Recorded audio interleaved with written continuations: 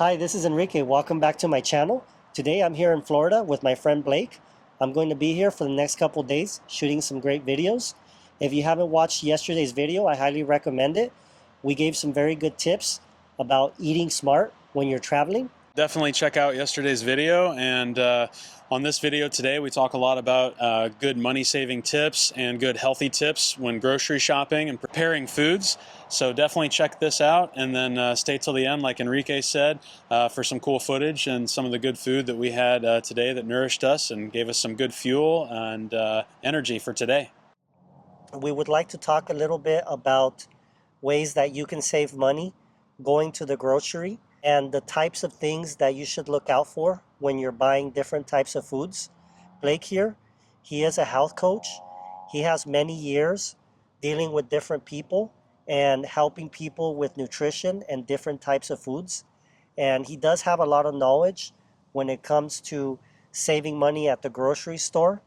Yeah, hello everybody, and welcome back to another episode here. I'm going to be happy to share some thoughts and insights and a little bit of knowledge that I've accrued over the years and been able to practice myself to see amazing results in my own health and my own life, and then as well as clients that I've been able to health coach and personally train over the years in my pretty extensive background and career as a health coach and fitness expert, so to speak. Over the years, he's given myself and a lot of people that I know in my circle different tidbits about what type of foods to eat and what type of foods to stay away from.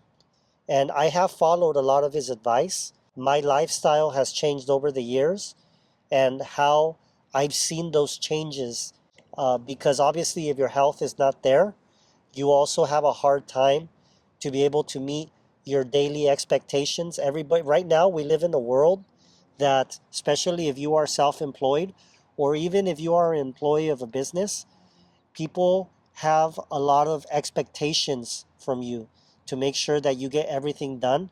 And now with computers and everything else, with phones, everybody wants you to be connected 24/7.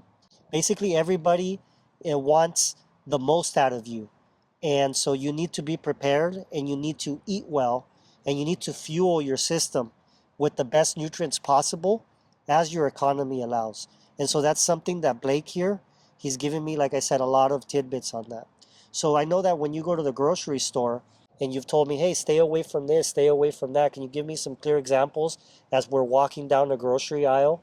Let's say things that immediately you steer clear away from, or the type of foods that you say, hey, you know what, this is what you should be looking for? Yeah, absolutely. Generally speaking, in a grocery store, you want to stay away from all of the middle aisles. That's generally where you're going to find the sugared cereals, the processed foods, the chips packed full of processed seed oils and things like that that cause inflammation, blood sugar spikes, cause you to gain weight, things like that. Mm-hmm. So as a general starting point, that's a good way to go about it. Yeah. Because on the outside and on the back of the stores typically is where you're going to find the meats, the seafoods, poultry, fresh vegetables, fresh fruits, and things like that. Yeah. So depending on what sort of dietary needs you have or what you're trying to accomplish, you have a little bit of everything, as I just mentioned, yeah. Kind of on the outskirts of the store, you know, because basically in the Publix that's right down the road, when I walk in, I go to the right and there's all the produce. And then as I go further, you have some deli meats, cheeses, good things like that. And then you get to the whole back wall, lots of meats, both fresh, frozen. And then you continue on downward. Then you've got your yogurts, sour creams, mm-hmm. cream cheeses, things in that nature. Yeah. And then, of course, some of the aisles, you know, you'll have some frozen options that are good, that mm-hmm. do have some like all beef patties, let's say, frozen, things of that nature. Yeah. So there can be some variances in the stores, but generally speaking, it's a good little starting. Is that something psychological about these grocery stores doing it that way?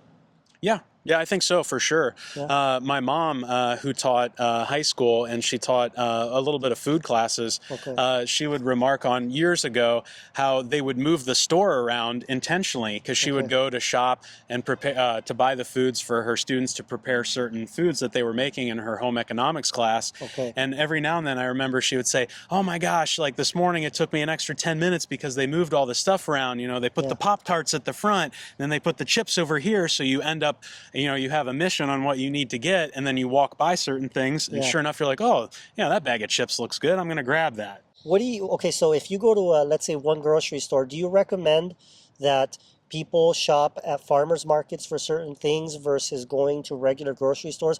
What's your take on farmers markets? Yeah, that's a really good point you brought up. Uh, Farmers markets are great. It's a great way to find local food, which of course is fantastic, and then also support your local farmers.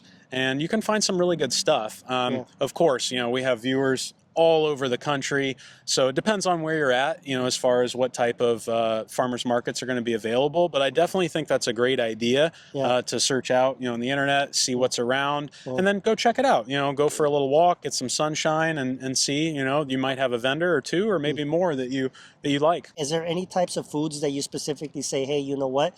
You're better off finding at a farmer's market and purchasing it from there versus a regular grocery store? Or what do you think is better for you to go search for, let's say, at a Publix versus a farmer's market or so forth? That's a good question. Really, you could go either way with it, honestly. Like I said, it depends kind of where you're at, location-wise. If you've got, like here, we're in Florida, and we're outside, it's beautiful, so farmers markets year-round. But if you're in Maryland, let's say, you're not going to have access to that during the winter time. So it just depends, and there's tons of grocery stores depending on your location. So really, just do your research a little bit. I recommend a lot of times, depending on the location that you're in. California has a lot of good Sprouts for sure. Sprouts is a really nice grocery store that I frequently go to in California as well as Florida. So that's one that I really gravitate towards. I'm not a huge Whole Foods fan. It's okay, and there are things that I go there for, but there's the saying, Whole Foods, whole paycheck. So it is pretty expensive, and that's totally understandable, and I don't go there that much myself. There's been situations like where I've gone into a Costco as well. I know Costco has a very wide selection. A lot of people do shop at Costco. Costco has a very wide selection of a lot of meats, of a lot of produce, and a lot of seafood, right? So I myself am a fan of Costco, where sometimes I'll buy the bags where they have the skinless chicken, boneless chicken, or they'll have the wild caught Alaskan salmon. Maybe the meat there, they have several slices of ribeye. What do you recommend at Costco? What is the best buys at Costco in your opinion? Yeah, Costco is an excellent choice. Membership, it's absolutely worth it in my opinion, especially if you have a lot of mouths to feed. Absolutely worth it. Membership fees around $120 or $130, I believe. You get, I think, 1% back on all your purchases. So at the end of the year, I typically get a large chunk of that back, and as well as getting gas there too is always a great deal. It's either the same or up to 50-60 cents cheaper a gallon there. So a little side note for people that do want to save some money and get good quality gasoline. But as far as food items go in Costco, when I go there, I definitely search out, just like Enrique said, a lot of the frozen items that are packaged. You can find some good quality stuff like wild caught salmon. It's a lot better than farm raised salmon, where they're feeding them a bunch of processed seed oils, junk, and all the feed that they give them. So wild caught salmon, wild caught fish, there's different options even as far as some other types of fish, not just salmon. If you're not a fan of that at Costco, sometimes they'll have some white fish and other things. But I do like the ribeyes, New York strip steaks. They'll have a huge family pack. And I have noticed, though, that they've gotten a little bit more expensive lately. I will say that for sure, especially over the last 4 years. The prices have gone up a little bit, but the quality of the meat is still excellent. So it's always a good call. And then I have a Traeger grill, as well as you at your place, and they have a Kirkland, which is the Costco brand of pellets there, which is the same as the Traeger brand, for like way less than half the price. So I'll frequently go there, grab 3-4 bags of those, and then have them for many months here at the house, so I can do some good grilling here at the house and eat some healthy food. What is your experience when you're going to a place like Walmart or Target? What do you recommend if people go there? Do you think it's good for them to try to purchase any types of produce? Or what's your experience with those types of chains? Fairly limited. I don't do a lot of shopping there. What I would say is that same thing about going into like a Sprouts. Stay away from a lot of the middle sections, a lot of the processed junk food in that area. For instance, at Walmart, they actually do have grass-fed beef that's pretty reasonably priced. And they also have some good cuts of steaks, USDA choice. for a pretty decent price. So like, for instance, I'll run into Walmart to maybe exchange a couple propane tanks for my gas grill, and I'll definitely go back to the meat aisle and see if they have any good, sometimes they'll have markdowns, on maybe a ribeye steak or something, and I'll grab that and maybe grab a few pounds of grass-fed beef, something along those lines. For those of you living in Southern California, one of the places that I've also liked to buy good meat is a place called Stater Brothers. Stater Brothers tends to have pretty good cuts of meat. I would say that's a favorite amongst a lot of people that I know. When I've talked to a lot of people about different places where they've gotten their meat, usually that's one of the places that they bring up as well. Excellent recommendation. That, yeah, it totally slipped my mind, but you and I would definitely find some good deals. A lot of times, New York steak strips, sometimes ribeyes, and they've got some pretty good fresh meat there. So definitely Southern California, Stater Brothers, excellent option. Are there any ingredients in particular that you look for? Like if you are buying certain things, I know that you usually try to stay away from processed stuff, but once in a while you do run into situations where you maybe want to run to some condiments, or you maybe want to run to some oils. What is your recommendation? Because obviously you're going to go and get the meats, or you're going to go and get the produce, but then maybe you want to spice it up a little. Maybe you want to add some condiments, or you want to be able to cook this stuff in either oil or butter, or any ingredients that you look out for, or any red flags. I would say for the next 2.5, 3 hours, we're going to go in depth on that. Oh, no. To give you guys just a short little tidbit on that question, that's an excellent question.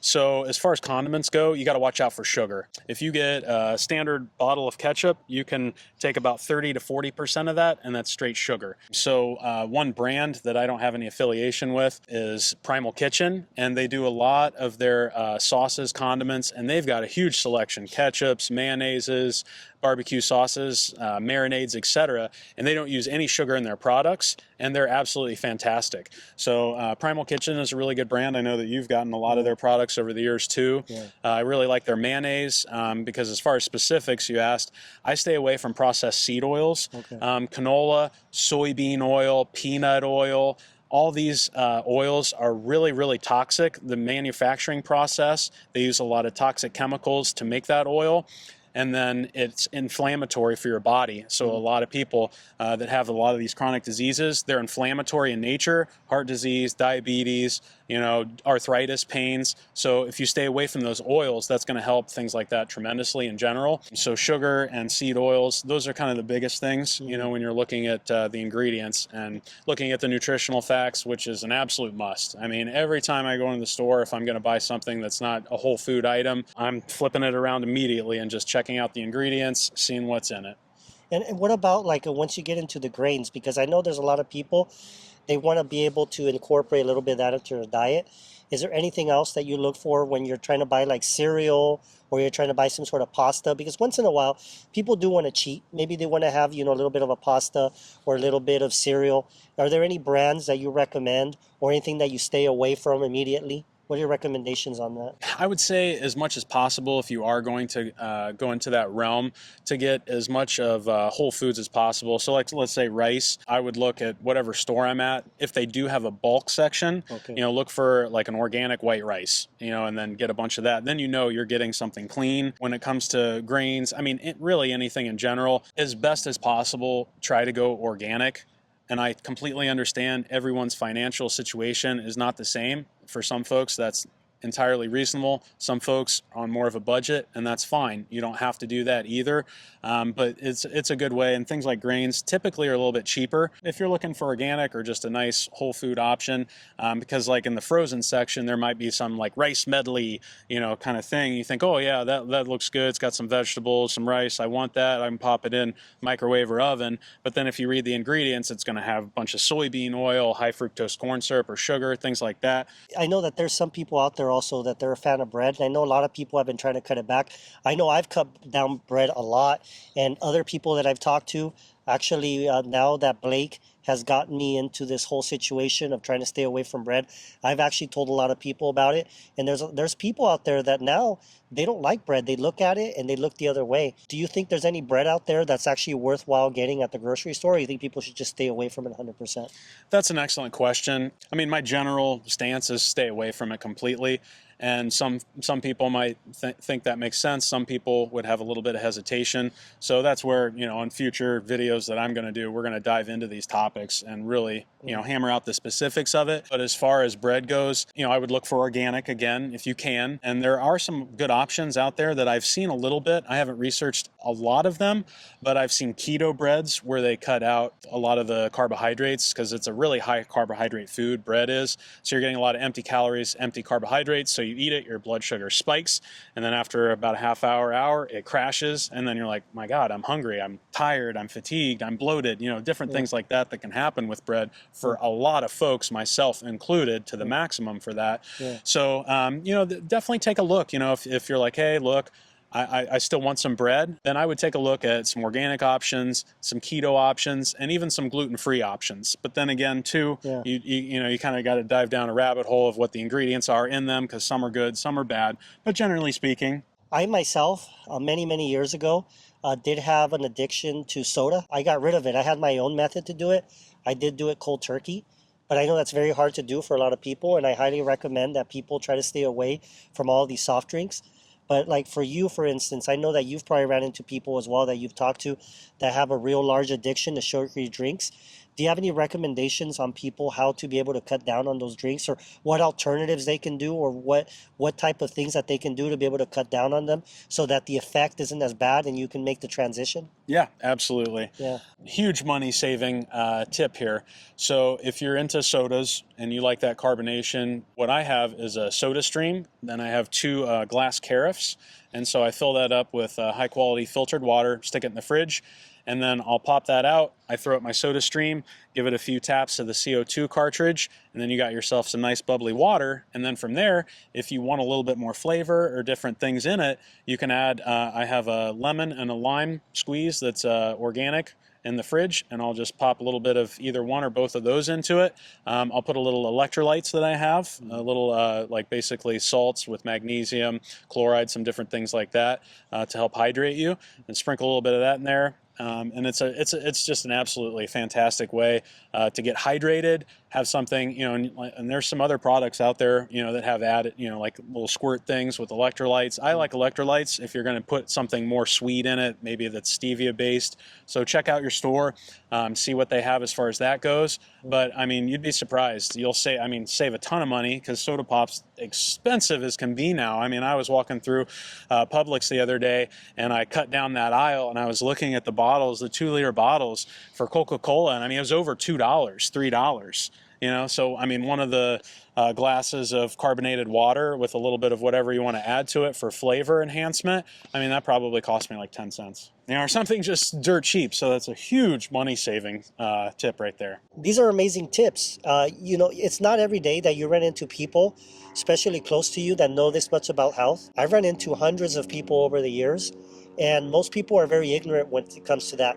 I've gone grocery shopping with many relatives, family relatives over the years.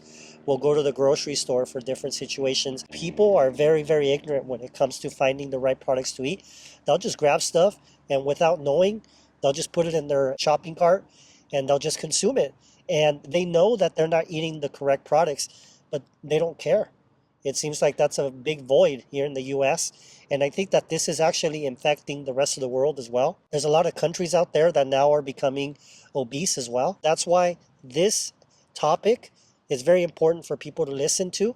And even if you incorporate just a tad bit of what we're talking about here today, that's a real big improvement. And I know that there's a lot of people out there that do have a lot of knowledge on that as well. And so if you do have any suggestions about what people should be eating, or any other types of suggestions that maybe we should talk about in the future, you can leave it also in the comments below. Is there anything in particular too that you look for in different types of stores when it comes to savings? Yeah, definitely. I am a discount shopper. I don't like just going out and spending a ton of money on things that you don't necessarily have to.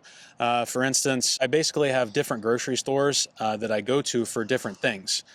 So I don't just go to 1 or 2 or 3 places. I might go 4 or 5 different places, because I know the ribeyes at Publix are $16.99 a pound, and I know that I can get them at Winn-Dixie for $7.99 a pound. So, and if you eat a lot of meat like I do, you know that adds up. So that's one tip as far as, finding sale items, Yeah. of staples in your house, whether it's meat, eggs, cheese, seafood, whatever it is. Yeah. And then you can find a lot of good deals at certain places and then incorporate that into your drive home from work, or on a Saturday you go out and grab it or whatever. So definitely incorporating sale items, as much as possible is definitely something that I do, especially as we've said, because inflation has just completely ravaged our society and people are struggling and it's not easy. So anytime you can find a good high quality product and get it on sale, that's absolutely excellent. Yeah, and the thing is also one of the things that I've also taken from Blake here is to have a good freezer. I highly recommend, and I think Blake will agree. Don't give them all the secrets, Henry. So yeah, you want to be able to have a good freezer. If you want to invest in a good food saver or some sort of a vacuum sealing product, I think that would be good as well. If you're going to be buying in bulk, especially if you're buying from a place like Costco, and you buy a bunch of meat, you want to go ahead and be able to take advantage of that food saver and also a good freezer. I actually have had some friends that were non-believers, and after they saw what I did, they started incorporating it as well. And I've even told them about situations in the past where people have pulled together and bought meat from a farmer for half a cow, and then they would share it between families, and they would freeze all these products, and little by little they'll consume it. But it's good to be able to have that type of product in your reserve just in case you needed to access it in an emergency. A lot of tips here, and we'd love to hear any other tips. I mean, there's just a ton more that we could even discuss now, but we'd love to hear from you guys too and get your thoughts on the matter, what you think would be any good additions to this, or if you have any questions, concerns, definitely let us know. I appreciate everybody continuing to watch my content, and I will be here in Florida for the next couple of days, and we'll continue to provide you good content so that ways you can gain more knowledge, especially when it comes to health and finances. And we'll go ahead and we'll see you on the next one. Take care. All right, guys, here we've got some picanha. I dressed it with a little bit of bacon grease and pure sea salt, thrown it on the Auto Wild grill.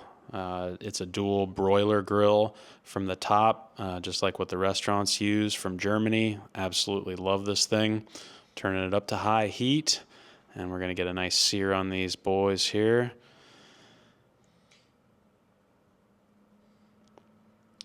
And I love this grill. You can play around with the height that you want your foods at that you're cooking. And then you got a high, medium, and low. And then the little tray there underneath that you guys see. So excellent way. I mean, I will say this was an expensive piece, but I've had this for so many years and I've gotten so much use out of it. So I'm a big proponent of having items like this that you get your money's worth. And here they are finished off.